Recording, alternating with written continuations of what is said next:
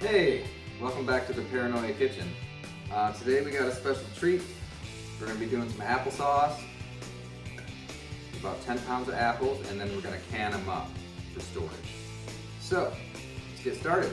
Alright, what we're going to need to make this applesauce is we're going to need some lemon juice, about 3/4 of a cup. We're going to need some cinnamon sticks. I got 2 of them here. We're going to grind them up into a powder. And I have about a cup of sugar, maybe a little more, and I mixed brown sugar in with the white sugar. I couldn't really make up my mind which type of sugar to use. You don't really need to use any sugar at all, but it just tastes better with it. And then about 1.5 cups of water. All right, so our apples, we got about 10 pounds here, and I have 4 different types of apples in here. There's Macintosh, Jonathan, Golden Delicious, and Fuji. Just gonna mix it up, see what happens. And we're gonna leave the skin on. A lot of people peel them, but you don't have to. And leaving the skin on is actually better for you, and it's, obviously easier, so you don't have to sit there and peel a million apples. All right, before we put these apples where they need to be, we gotta rinse them off, take their stickers off, and take their stems out. These are store-bought apples, so you want to make sure they're as clean as possible. All right, now that we got the apples washed, de-stickered, de-stemmed, we're going to core them. And I would recommend using this tool. I found this at a thrift store for like 20 cents. So you could also just use a knife if you're good at it, or they make single apple cores and just pop, and it pops out. But this actually cuts the apple too, so it's kind of nice. Check it out.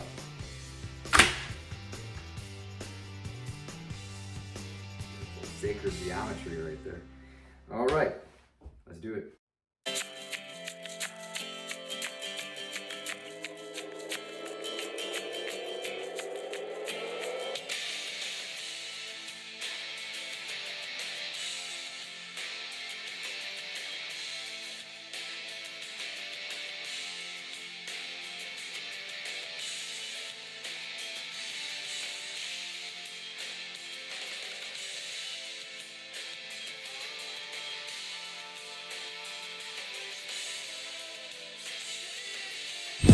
All right, we got all our apple cores out of there, and now it's lunchtime for the chickens. Feeding time, my children. It's feeding time.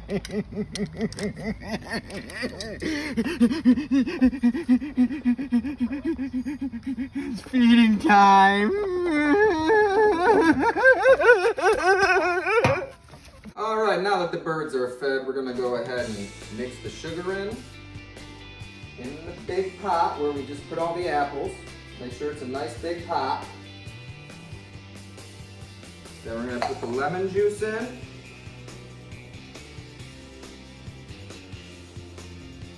And we're gonna put our water in.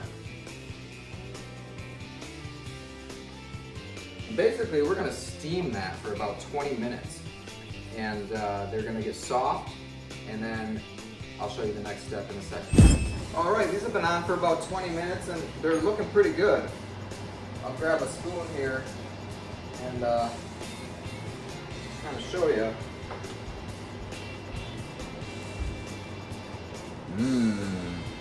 All right. And what we're gonna do is we're gonna puree these up. Just blend them up in a blender. And add the cinnamon as well.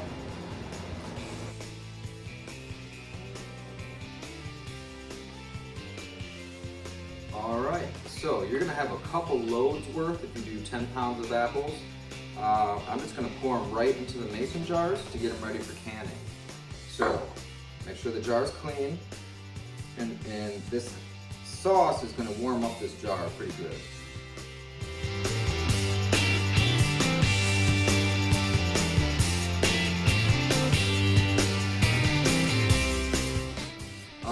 We got a quart jar filled up. So it took about one of these to fill up a quart jar.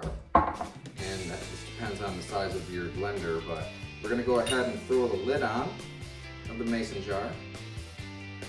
These aren't the wide mouth, these are the normal ones.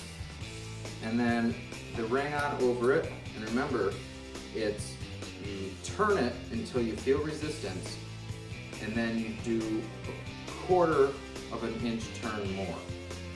That's what they call finger tight, okay? You don't want to make it too tight, and you don't want to make it too loose. Okay, what you're going to want to get ready is a big pot, and you're going to want to fill it up with probably about 3/4 filled with water. And get that hot but not boiling, get it steaming.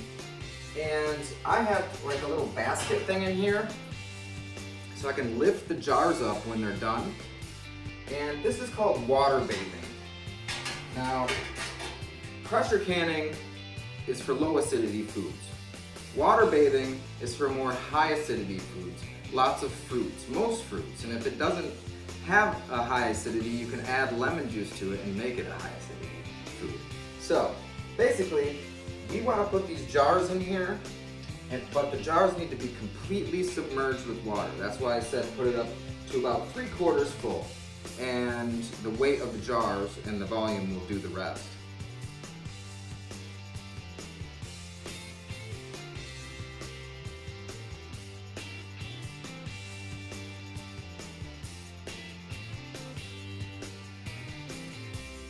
All right, they are completely submerged, so I'm just gonna go ahead, put this on medium heat for about 20 minutes. Okay, so I started the time when the water started boiling. So make sure to start the time when the water starts boiling, not before. So it's been boiling for about 20 minutes now. We can just turn the gas off. Wait till it stops boiling a little bit first before we get crazy. Hopefully I have room here. Yeah, I don't have room to take it out, so I'm going to take it out with the grabbers. Look at that beautiful applesauce. Peels and everything.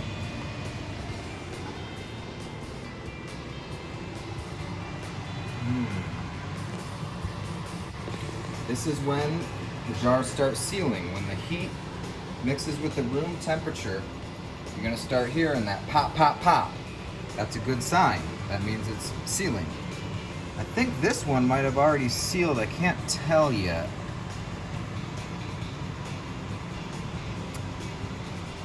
Although, sometimes you don't hear them pop. And sometimes they take a long time. It's really, random.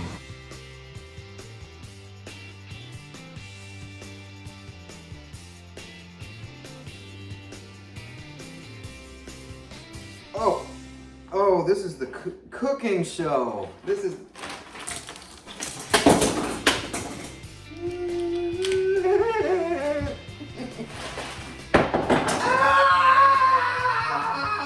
I'm okay.